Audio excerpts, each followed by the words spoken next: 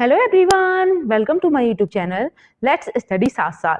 तो जैसा कि आपको पता है, इस चैनल पर अभी लिटरेरी टर्म्स और फिगर ऑफ स्पीच की सीरीज चल रही है और हमने डिसाइड किया था कि इसमें हम 1000 एमसीक्यूज को सॉल्व करेंगे।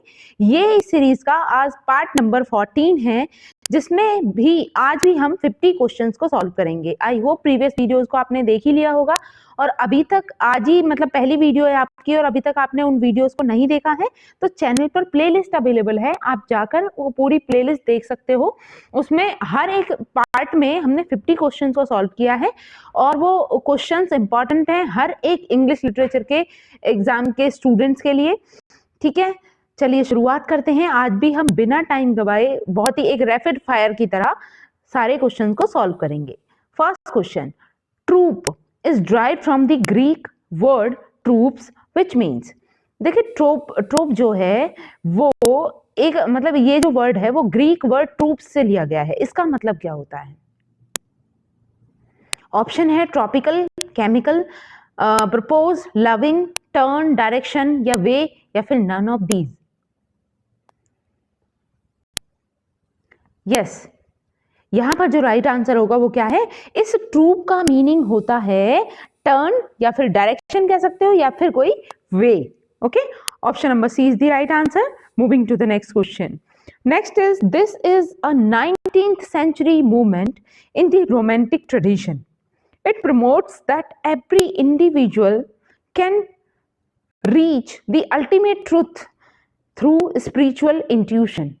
The intuition transcends reason and sensory experience. This is known as। देखिए ये एक 19th सेंचुरी का मूवमेंट था जो रोमांटिक ट्रेडिशन के टाइम पे चला था। ये इस चीज को प्रोत्साहित करता था, ये जो मूवमेंट था कि हर एक इंडिविजुअल को अपने अल्टीमेट ट्रुथ तक पहुंचने का राइट है। ठीक है, और वो एक अल्टीमेट ट्रुथ तक पहुंच सकता है स्पिरिचुअल इंट्यूशन के माध्यम से। ठीक है, तो ये पर्टिकुलर कौन सा मूवमेंट था? स्पिरिचुअलिज्म, फॉर्मलिज्म, अदर वर्ल्डली या फिर transcendentalism? Yes, what should be the right answer? Romantic tradition था, 19th सेंचुरी में चला हुआ ये मूवमेंट है। यस, इसका क्या नाम है? इसका नेम है transcendentalism. Option number D is the correct answer, transcendentalism. Moving to the next question. Next है ही इज अगेंस्ट ट्रेजिकॉमेडीज। यहां पर एक पर्टिकुलर राइटर की बात हो रही है जो अगेंस्ट हैं किसके? ट्रेजिक कॉमेडीज के। एंड कॉल्स देम, और उन्हें क्या कहते हैं? नीदर राइट ट्रेजेडी, ना तो ये सही तरीके से ट्रेजेडीज हैं नो राइट कॉमेडीज, और ना ही ये सही तरीके से कॉमेडीज हैं। तो कौन से राइटर हैं ये? लॉन्गजाइनस, सिडनी, इलियट, डेरिडा?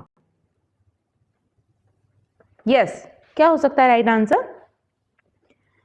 तो ये स्टेटमेंट कहने वाले ट्रेजिक कॉमेडी के अगेंस्ट हैं और ट्रेजिक कॉमेडी को ये कहते हैं neither right tragedies nor right comedies.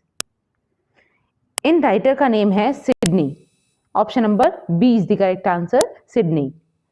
Next question is Othello can be classified as. जैसा कि आप जानते हैं शेक्सपियर की जो ग्रेट ट्रेजेडीज हैं उनमें से एक ट्रेजेडी है ओथेलो, और ओथेले को हम कौन सी ट्रेजेडी कहेंगे? ट्रेजेडी के डिफरेंट टाइप्स होते हैं, उनमें से ये कौन सी ट्रेजेडी है? डोमेस्टिक ट्रेजेडी है, शी ट्रेजेडी है, रोमांटिक ट्रेजेडी है या फिर none of these? Yes, Othello जो वर्क है शेक्सपियर का, ये किस टाइप की ट्रेजेडी है? ये है एक domestic tragedy. Option number A is the correct answer, domestic tragedy. Next is it is a drama of a serious nature dealing with the thoughts and actions of ordinary people rather than men of great fortune and status. The rise of democracy affected this kind of drama. Which kind of drama is it? यहाँ पर किस प्रकार के drama की, किस प्रकार की tragedy की बात हो रही है? ये कह रहे हैं कि ये एक ऐसी ट्रेजेडी है जो नेचर में तो मतलब ट्रेजेडी है तो सीरियस ही होगी, है ना। Dealing with the thoughts and actions of ordinary people, जो रिलेटेड होती है ऑर्डिनरी लोगों से, ठीक है, उनके विचारों से, उनकी एक्टिविटीज से रिलेटेड ये ड्रामा होता है। Rather than the man of great Fortune, बजाय एक ऐसे मैन के जिनका ग्रेट भविष्य होता है, ग्रेट फॉर्च्यून वाले पीपल को छोड़कर ये ऑर्डिनरी पीपल पे बेस्ड ड्रामा होते हैं। ठीक है, ये basically the rise of democracy affected this kind of drama, और लोकतंत्र का विकास होने से इस तरीके के जो ड्रामा हैं उन पर प्रभाव पड़ा है उस चीज का। ये कौन से ड्रामा है? Domestic tragedy, domestic comedy, comic tragedy या फिर प्योरली क्लासिक ट्रेजेडी?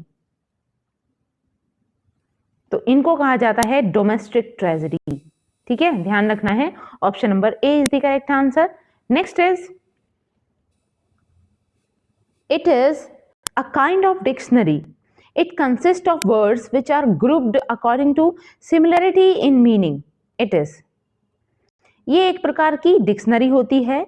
इसमें शब्दों को ना इसमें कहा गया it consist of words which are grouped according to similarity, मतलब इसमें ऐसे वर्ड्स के ग्रुप होते हैं जो सिमिलरिटी के हिसाब से ग्रुप बनाए हुए हों।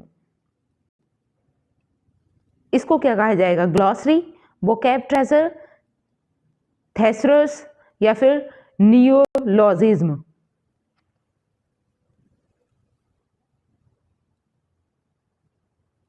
यस, इसे कहा जाता है thesaurus. Option number C is the right answer. Next is, theme is, what is theme? किसी भी ड्रामा में, किसी भी प्ले में, किसी भी नॉवल में आप सुनते हो कि थीम क्या है इस पर्टिकुलर नॉवल की। ठीक है, तो वो थीम का मतलब क्या होता है? The long story, the long plot, the insight about human life expressed in a literary work, या फिर नन ऑफ दीज? तो थीम किस चीज को कहते हैं? The insight about human life expressed in a literary work. Option number C is the right answer. Next is, Martin Esslin coins this term. यहां पर एक पर्टिकुलर टर्म की डेफिनेशन दी गई है और हमें उस टर्म को पहचानना है। मार्टिन एसलिन ने इस टर्म को कॉइन किया। The play right stress the irrational and illogical aspect of life. They show that modern life is pointless and meaningless. Samuel Beckett and Eugene Ionesco are the best practitioner. और Samuel Beckett और Eugene आयनोस्को को एक मतलब इसको follow करने वाला माना जाता है, बेस्ट प्रैक्टिशनर हैं वो इस पर्टिकुलर टर्म के। यहां पर कौन सी टर्म की बात हो रही है? ऑप्शन है futurism, deconstruction,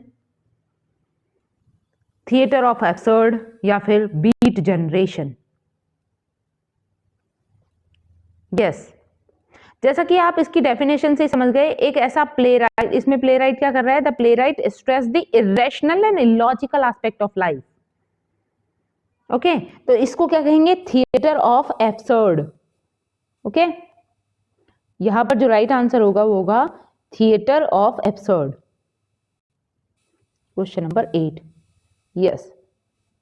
Next question is, what is the term that is applied to many of the works of a group of dramatists who were active in 1950s?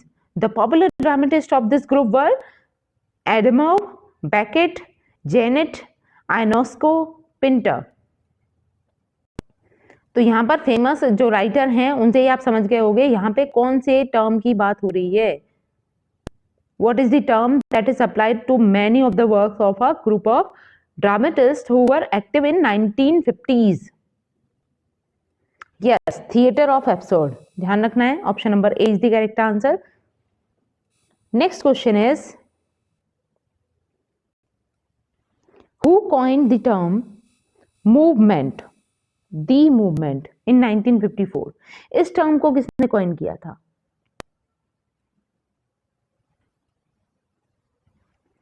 Katie Balls, Fraser Nelson, J D Scott या फिर Isabella Hardman? Yes, ये term coin की गई थी JD Scott के द्वारा। ठीक है, जेडी स्कॉट कौन थे? ये एक लिटरेरी एडिटर थे ऑफ द स्पेक्टेटर के। Next is, it is an artistic movement in the late 19th century. It attempts to express abstract or mystical ideas through the symbolic use of images. It is, यहां पर कौन से movement की बात हो रही है?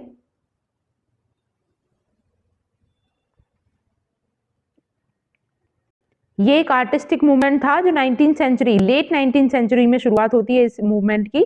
It attempts to express the abstract or mystical ideas through the symbolic use of images. मतलब सिंबॉलिक यूज से या फिर कहें इमेज के यूज से क्या करते हैं, ये एब्स्ट्रैक्ट आइडियाज को और मिस्टिकल आइडियाज को रिप्रेजेंट करते हैं। तो इस मूवमेंट को क्या कहा गया? डैडिज्म, एक्सप्रेशनिज्म, सिंबलिज्म, इम्प्रेशनिज्म। यस, क्या हो सकता है राइट आंसर?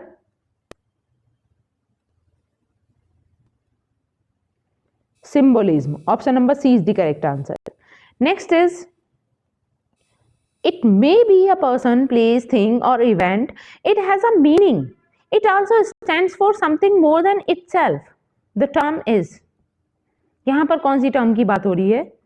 ये पर्टिकुलर टर्म पर्सन से, प्लेस से, थिंग से, इवेंट से रिलेटेड हो सकती है। इट हैज अ मीनिंग, इसका कोई ना कोई मीनिंग जरूर होगा। It also stands for something more than itself, मतलब ये स्वयं से भी अधिक चीजों के लिए स्टैंड करती है, मतलब इसका मीनिंग कुछ और अधिक निकलता है। ठीक है, तो ये कौन सी टर्म है? स्टाइल, सिंबल, एनेक्डोट या फिर आयरनी?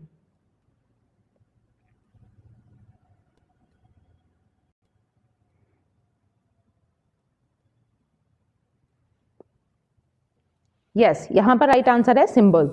ठीक है, सिंबल का ही मीनिंग जो है इससे भी कहीं अधिक होता है, जो चीज हमें दिखाई देती है उससे भी अधिक इसका मीनिंग होता है। Next is, a writer's distinctive use of diction, tone and syntax is known as? Yes, style, form, language, performance. एक राइटर के द्वारा जो डिक्शन यूज की जाती है, टोन यूज की जाती है, सिंटैक्स यूज किया जाता है, उस चीज को क्या कहा जाता है? Style, form, language, performance. तो इसे हम कहेंगे स्टाइल। किसी भी पर्टिकुलर राइटर का ये हो जाएगा स्टाइल। ठीक है, option number A is the correct answer. Next is, which popular phrase was used by William James in the Principles of Psychology?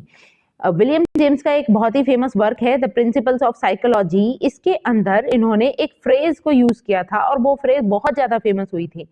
ठीक है, वर्जीनिया वुल्फ का भी एक वर्क आता है मिसेस डेलोवे, वो भी इसी चीज को रिप्रेजेंट करता है। अब यहाँ पर कौन सी फ्रेज की बात हो रही है?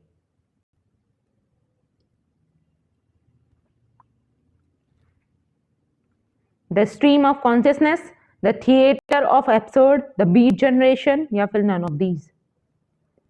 तो प्रिंसिपल ऑफ साइकोलॉजी जो विलियम जेम्स का वर्क है, इसके अंदर इन्होंने रिप्रेजेंट किया है द स्ट्रीम ऑफ कॉन्शियसनेस को। Option number A is the correct answer. Next question, the story line is. Story line क्या है? The story line is plot, story, denouement, climax. Yes, storyline is plot. Option number A is the correct answer. Next question is, the Chaucerian stanza और rhyme royal comprises. Chaucerian stanza में overall कितनी lines होती हैं, या फिर हम इसका another नाम जाने तो Chaucerian stanza को हम rhyme royal भी बोलते हैं।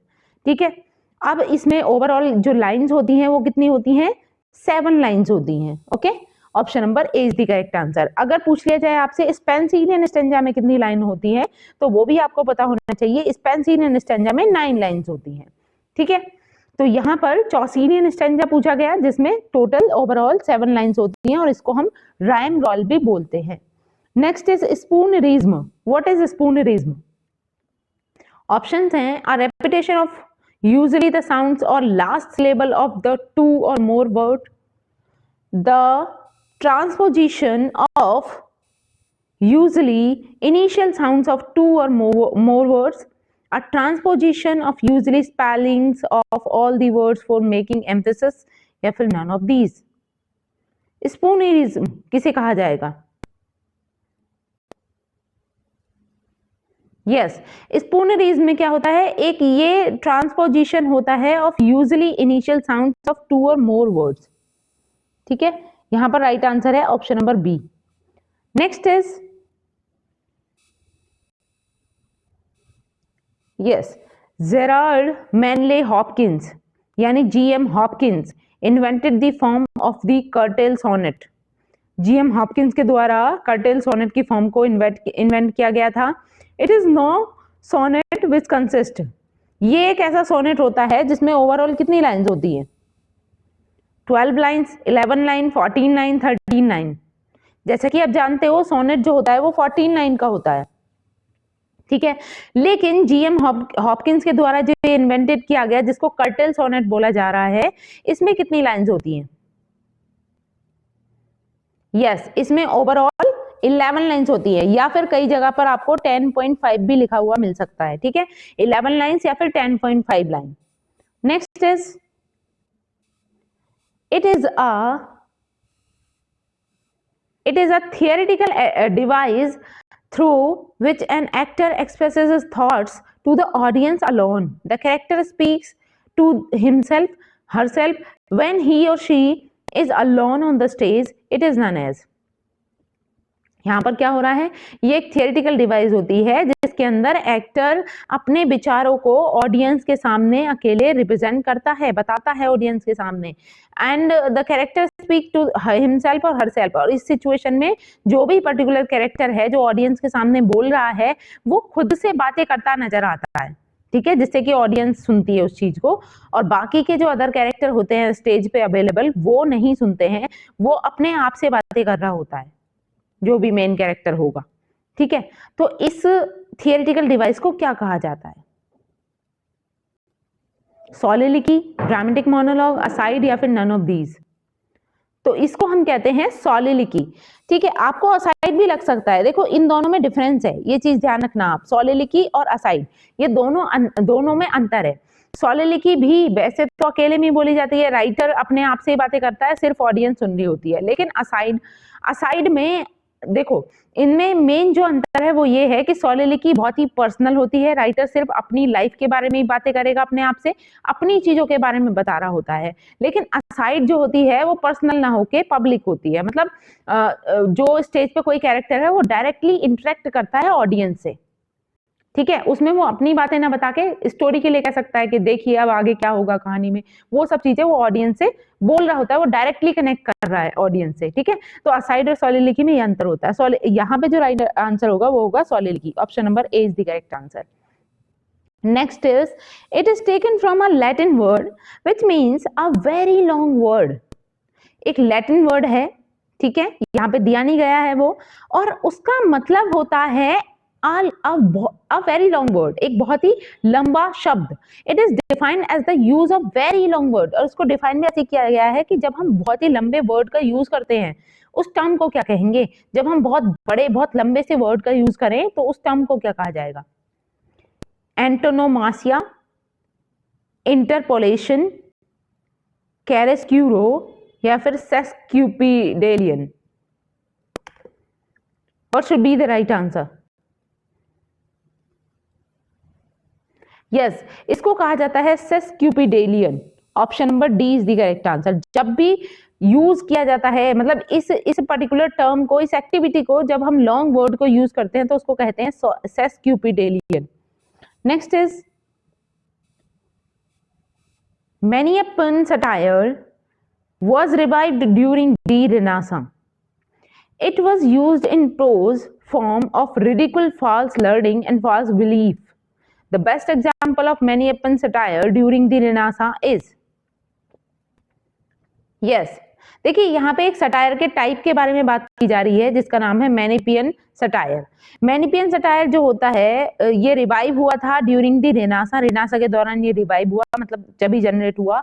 It was used in prose form, इसका यूज प्रोज फॉर्म में किया जाता है to ridicule false learning and false belief, ठीक है। जो फॉल्स लर्निंग है, फॉल्स बिलीफ है, उनका मजाक उड़ाने के लिए। इसका बेस्ट एग्जांपल क्या होगा? बेस्ट एग्जांपल मैनियप्पन सटायर का रेनासा के दौरान बेस्ट एग्जांपल क्या है?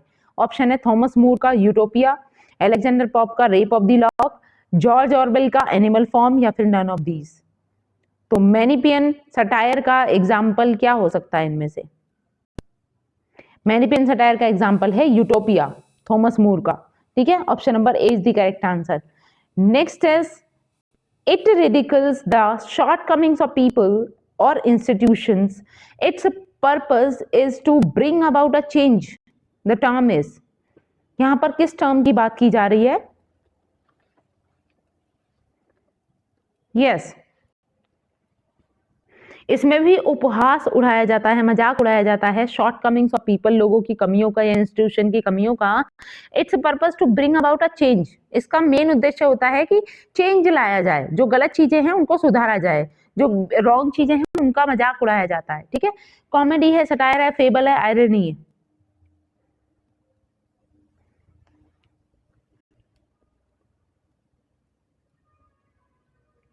यस, राइट आंसर है यहाँ पर satire. Option number B is the correct answer, satire. Next is sarcasm is taken from the Greek word sarcasium, which mean, sarcasm का mean क्या होता है? To improve mind, to improve health, to tear the eyes, to tear flesh. Yes, sarcasm का meaning क्या होगा? To tear flesh. Option number D is the correct answer. Next is taunting use of apparent praise for dispraise is irony, farce, sarcasm, satire।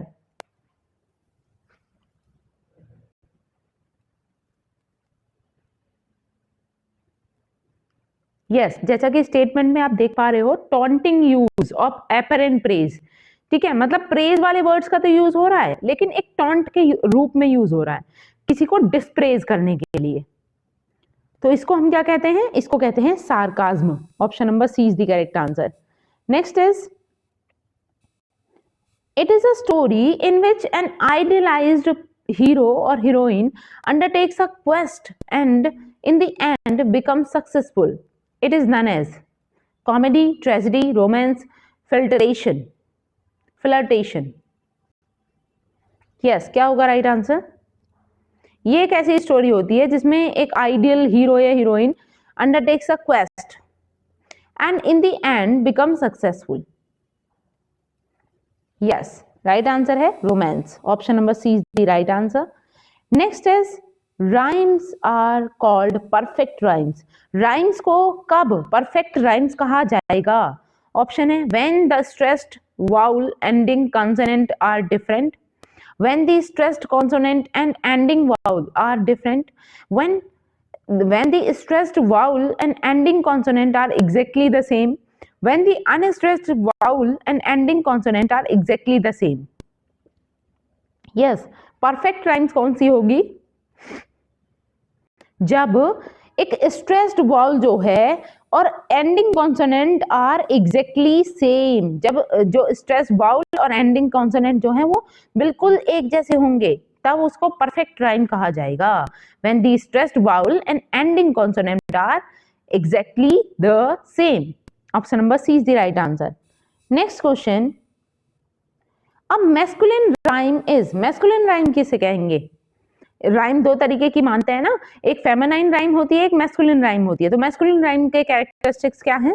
A rhyme which matches up single syllable, a rhyme which matches up double syllables, a rhyme which does not match up single syllable, या फिर अ rhyme which does not match double syllables. क्या हो जाएगा right answer?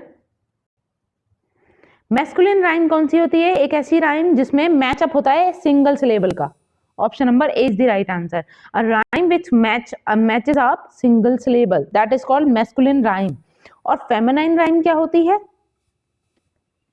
Yes, a rhyme which matches one syllable, a rhyme which matches not one but two syllable, a rhyme which matches three syllable, या फिर अ rhyme which does not match any syllable. Feminine rhyme. Yes, देखिए masculine rhyme में हमने देखा कि वहां पर केवल जो वन सिलेबल है वही मैच हो रहा है, ठीक है। अ rhyme which matches up single syllable, that is called masculine rhyme. और फेमिनाइन राइम में सिंगल सिलेबल ना होकर डबल सिलेबल है, ये चीज ध्यान रखनी है। राइट आंसर है यहाँ पर a rhyme which matches up not one but two syllable, ठीक है। Option number B is the right answer. Next is what is called when a foolscape paper is folded twice resulting in 4 leaves, 8 pages. आपने quarto, folio इनके नाम सुने होंगे, तो इन्हीं में से एक है, एक फुल स्केल का पेपर है, ठीक है, और उसको फोल्ड किया जाता है 2 बारी। जिस 2 बार फोल्ड करने पर उसमें 4 लीव्स बन जाती हैं, यानी कि ओवरऑल 8 पेजेस हो जाते हैं उसमें, ठीक है। जैसे आप न्यूज़पेपर को अपने माइंड में रख सकते हो, एक बड़ा सा पेपर है, उसको फोल्ड कर रहे हैं, ठीक है, उसको 4 बारी फोल्ड किया गया है, 2 बारी फोल्ड किया गया है, जिसमें 4 लीव बन गई हैं। 4 लीव में अगर आगे पीछे देखोगे तो ओवरऑल 8 पेजेस बन गए हैं उसमें। तो उसको क्या कहा जाता है लिटरेचर की लैंग्वेज में? क्वार्टेन, क्वार्टो, क्वार्टर या फिर नन ऑफ दीज? यस, तो यहां पे आप समझ ही गए होंगे, इसको बोलते हैं क्वार्टो, ठीक है, क्वार्टो। और एक होता है फोलियो, फोलियो इसका आधा होता है, ये चीज ध्यान रखनी है। तो क्वार्टो है यहाँ पर right answer, option number B is the correct answer. Next is the page on right is any open book before you is called.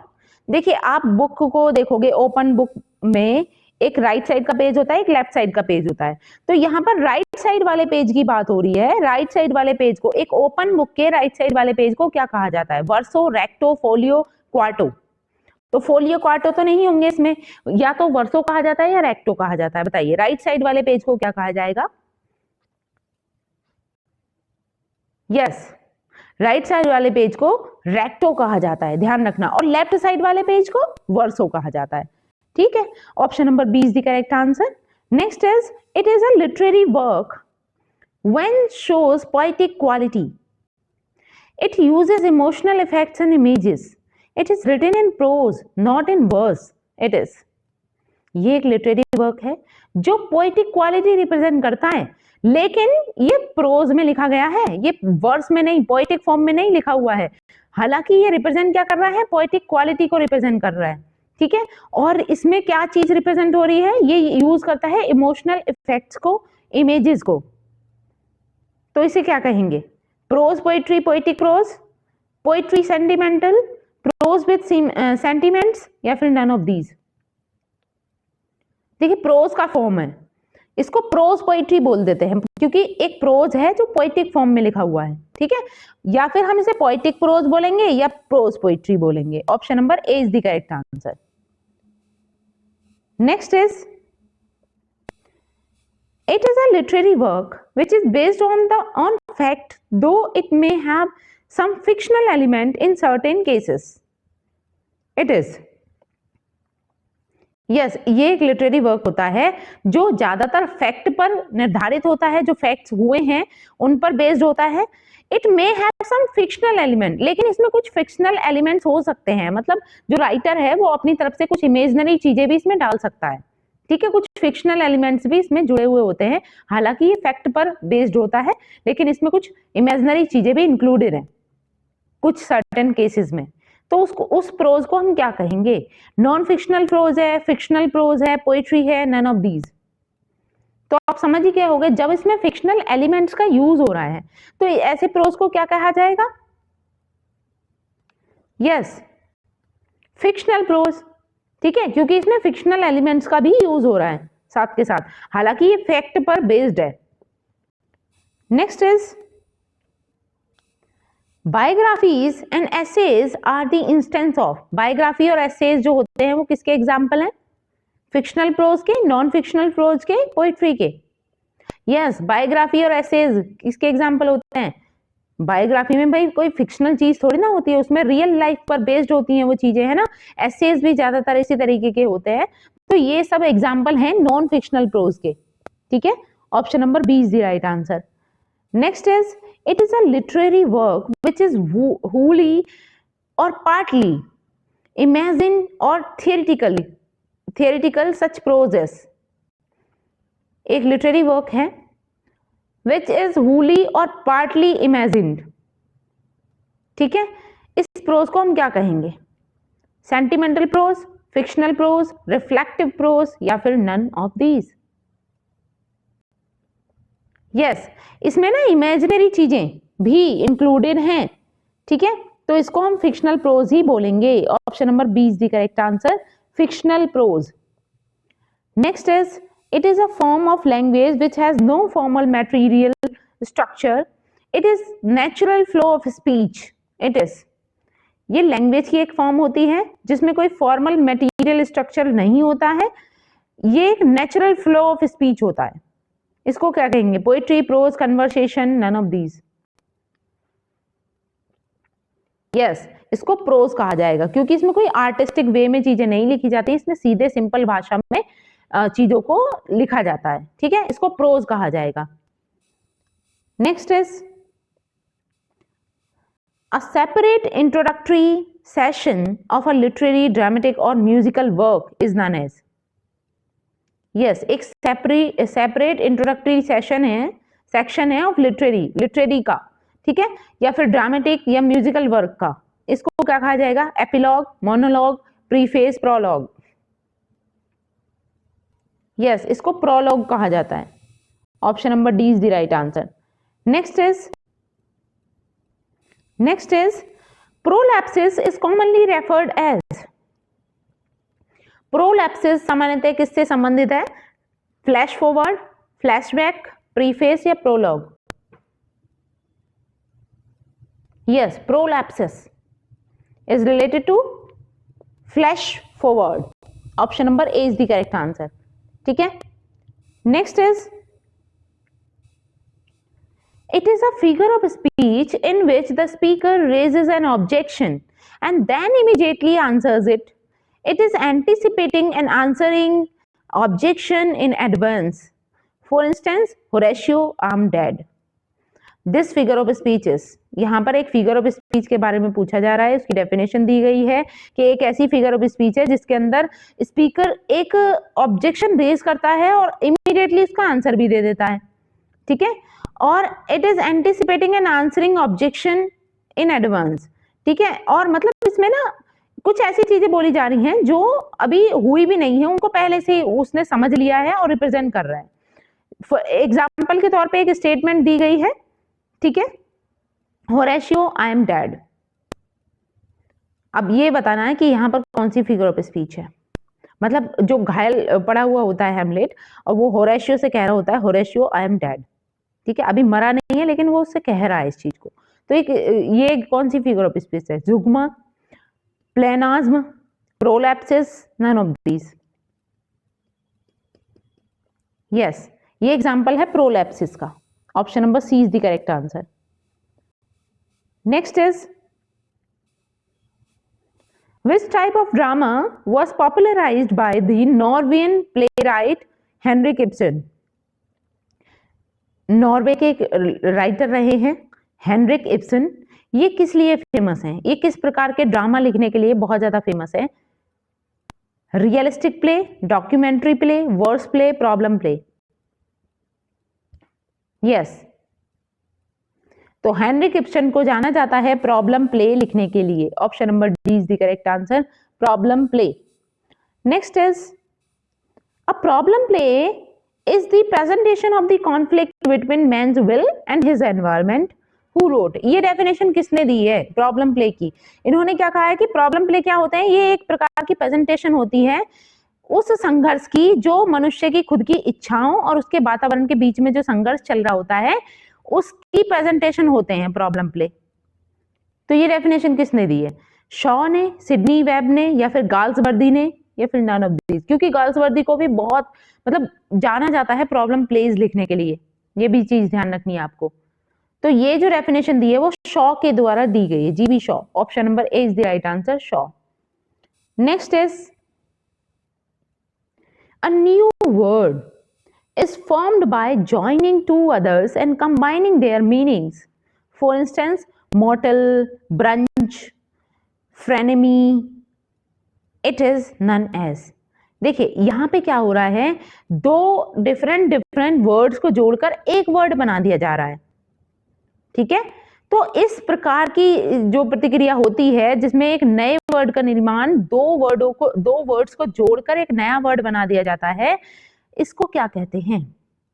जैसे यहाँ पे एग्जांपल भी दिया है, मोटल, ठीक है, ब्रंच, फ्रेनेमी, है ना, फ्रेंड और एनिमी को जोड़कर फ्रेनेमी बन गया है। ब्रंच में ब्रेकफास्ट और लंच है ना, मोटल में मोटर और होटल है। तो इस तरीके से दो वर्ड्स को जोड़कर एक नया वर्ड बन गया है। तो इसको क्या कहेंगे? नियोलिज्म, क्रिएशन, पोर्टमैंट्यू या फिर नन ऑफ दीज? यस, क्या होगा राइट आंसर? इसको कहते हैं portmanteau. Option number C is the correct answer. Next is it is a departure from the rules of pronunciation or diction for the sake of rhyme or meter, or an unjustifiable departure from fact. It is known as. Yes, यहां पर कहा गया है कि rhyme और metre को सही करने के लिए क्या करते हैं? प्रोनाउंसिएशन में कुछ बदलाव कर लेते हैं। It is a departure from the rules of pronunciation, मतलब प्रोनाउंसिएशन के जो रूल हैं उनमें बदलाव कर दिया जाता है। ठीक है, डिक्शन में बदलाव कर दिया जाता है for the sake of rhyme और मीटर, राइम और मीटर को एग्जैक्ट एक जैसा करने के लिए, or an unjustifiable departure from the fact, और फैक्ट से भी अलग कर दिया जाता है। ठीक है, इसको क्या कहेंगे? Poetic power, poetic licence, poetic tool, poetic zeal? Yes, इसको पोएटिक लाइसेंस कहा जाता है। Option number B is the correct answer. Poetic licence मतलब वही है, पोएम को सही करने के लिए, उसकी राइम को एक जैसा बनाने के लिए, तो उसके डिक्शन में या फिर उसके प्रोनाउंसिएशन में बदलाव कर दिया है। Question number 43, using more words than necessary is a rhetoric device. Using more words than necessary is a rhetoric device such as black darkness, burning fire, people's democracy are its example. ये इसके examples हैं। कौन सी device की बात हो रही है यहाँ पर? जब हम मतलब जितनी आवश्यकता है उससे भी ज्यादा वर्ड्स का यूज कर रहे हैं। ठीक है, जैसे एग्जांपल में बताया गया है ब्लैक डार्कनेस, डार्कनेस तो ऑलरेडी ब्लैक है, तो ब्लैक लगाने की नीड नहीं थी यहाँ पर, लेकिन लगा दिया गया है ब्लैक डार्कनेस। ठीक है, बर्निंग फायर, फायर तो बर्न करती है, बर्निंग फायर, पीपल्स डेमोक्रेसी, तो ये एग्जाम्पल भी दिए गए हैं। तो ये कौन सी डिवाइस होती है? Tautology, pleonasm, spoonerism, none of these? Yes, किसके एग्जाम्पल हैं ये एग्जाम्पल्स हैं प्लियोनाज्म के। Option number B is the correct answer, pleonasm. चलिए, moving to the next question. Reversal of situation, या कई बार आपको लिखा मिलेगा reversal of fortune or turning point when the protagonist fortune changes from good to bad और surprise development in action is known as. इसको क्या कहते हैं? यूजुअली ये टर्म, ये डेफिनेशन सब ट्रेजेडी से रिलेटेड है। जब ऐसे मान लीजिए जो मेन प्रोटैगनिस्ट है ट्रेजेडी का, उसकी लाइफ में सब अच्छा अच्छा चल रहा है, लेकिन अचानक से उसके रिवर्सल ऑफ फॉर्च्यून होता है, मतलब उसके जो फॉर्च्यून है, उसकी जो नियति चल रही है उसमें बदलाव होता है, अच्छे से वो बुरे की तरफ मुड़ने लगता है। ठीक है, वो कुछ गलत ऐसे डिसीजन ले लेता है जो उसके लिए बहुत ज्यादा खतरनाक हो जाते हैं। तो इस चीज को ट्रेजेडी में क्या कहते हैं? रिवर्सल ऑफ सिचुएशन और turning point when the protagonist fortune changes from good to bad, और गुड टू बैड और surprise development in action, known as peripecia, catharsis, hamartia and agnosis। देखिए, ये चारों ही टर्म ट्रेजेडी की बहुत ही इंपॉर्टेंट होती हैं, और जब हम reversal of Fortune, reversal of situation की बात करते हैं तो इसको हम पेरिपीशिया बोलते हैं। Option number A is the correct answer. Next is, who coined the term pathetic fallacy to signify the attribution of nature with human emotion and qualities? किसने ये पर्टिकुलर टर्म को कॉइन किया है, दिया है इस टर्म को, पैथेटिक फैलेसी को, जो सिग्निफाई करता है किस चीज को? The attribution of nature with human emotion, मतलब जो नेचर वाली चीज है ना, उनके साथ में ह्यूमन इमोशंस को जोड़ देते हैं, उसको पैथेटिक फैलेसी बोलते हैं।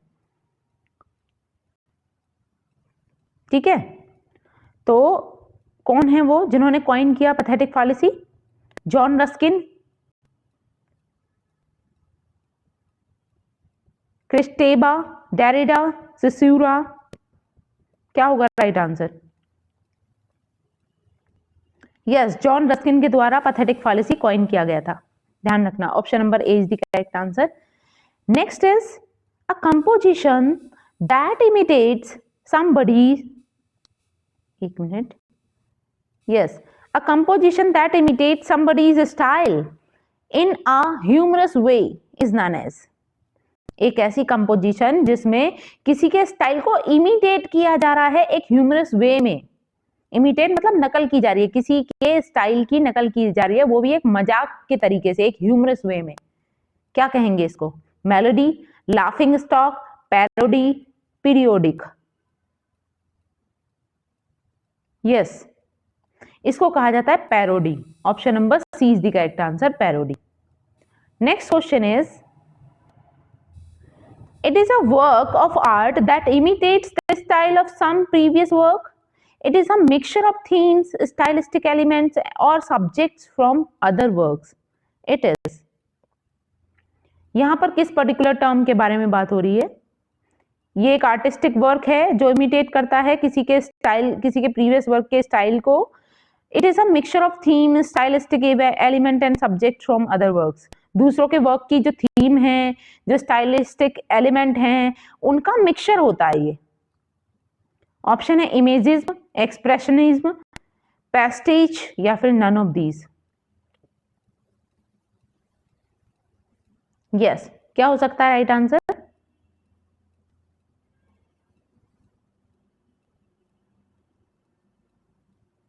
राइट आंसर है यहां पर pastiche. Option number C is the correct answer. Next is, piece of writing which is full of praise is known as, एक ऐसी राइटिंग जो प्रेज से भरी हुई है, प्रशंसा से भरी हुई है। एडमिरेशन कहेंगे इसे, पैनजायरिक कहेंगे, हेडोनेस्टिक कहेंगे, एरी फेरी कहेंगे। Yes, piece of writing which is full of praise.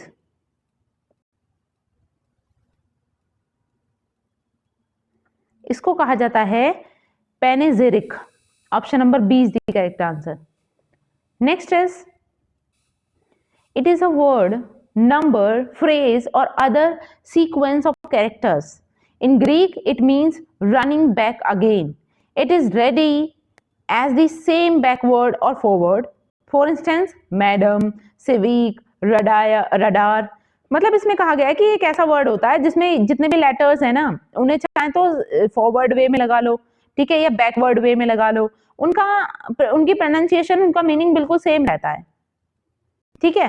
चाहे उनके लेटर्स को पीछे की साइड से पढ़ लो, चाहे आगे की साइड से पढ़ लो, आपको बिल्कुल सिमिलर नजर आएगा। जैसे एग्जाम्पल में दिया गया है मैडम, ठीक है, इनके लेटर्स आप बैकवर्ड वे से पढ़ के देख लो, आगे से पढ़ के देख लो, सेम ही है, मैडम, है ना। सिबिक्स में भी सेम है, सिबिक में, रडार में भी सेम है, ठीक है। तो ये किस चीज के एग्जाम्पल है? पैलिनोड के, वर्टोसिज्म के, प्लोस के या पैलिंड्रोम के? यस, ये एग्जाम्पल है palindrome. Option number D is the correct answer, palindrome. और आज का ये हमारा लास्ट क्वेश्चन है, John Keble, John Henry Newman और William George Ward and Edward Pusey belong to, ये सारे राइटर कौन से मूवमेंट से बिलोंग करते हैं? फ्यूचरिज्म, एग्जिस्टेंशियलिज्म, ऑक्सफोर्ड मूवमेंट या फिर नन ऑफ दीज? यस, ये रिलेटेड है ऑक्सफोर्ड मूवमेंट से। Option number C is the correct answer. Okay then, आज के लिए हम इतना ही रखेंगे। आई होप मेरी ये वीडियो आपको अच्छी लगी होगी, और अगर वीडियो अच्छी लगी है तो आपको इसको लाइक करना है, शेयर करना है, और अगर कोई इशू होता है, किसी क्वेश्चन को लेकर आपको डाउट होता है, तो आप कमेंट बॉक्स में लिखकर बता सकते हैं। मिलते हैं नेक्स्ट वीडियो में, तब तक के लिए thanks for watching, keep learning and keep supporting me. Thank you.